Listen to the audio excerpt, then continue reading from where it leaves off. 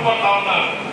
అదేవిధంగా ఇవాళ కాంగ్రెస్ పార్టీ తెలంగాణ రాష్ట్ర రథదారుని పార్టీ రథదారులు ఎవరో గౌరవనీయులు మహేష్ కుమార్ గౌడ్ గారు ఎమ్మెల్సీగా మనం బీసీ చేత గెలిచినాం. అత్యంత కీలకమైన పోస్టు ఈ రాష్ట్రంలో మహేష్ కుమార్ గౌడ్ గారు బీసీ బీఆర్ఎస్ నాయకులకు నేను విజ్ఞప్తి చేస్తా ఉన్నాను, డిమాండ్ చేస్తున్నాను.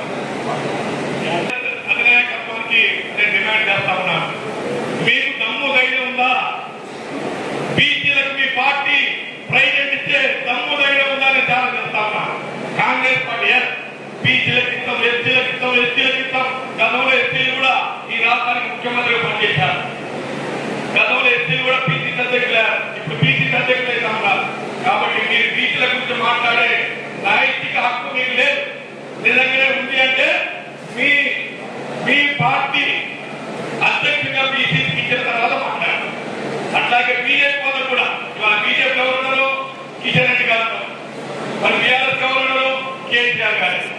ఆయన చచ్చిపోయేంత వరకు ఆయనే పార్టీ పదవి ఉంటాడా? దాంట్లో ప్రజాస్వామ్యం ఉందా? ఇంటర్నల్ డెమోక్రసీ ఉందా? ఇవాళ కాంగ్రెస్ పార్టీకి ఇంటర్నల్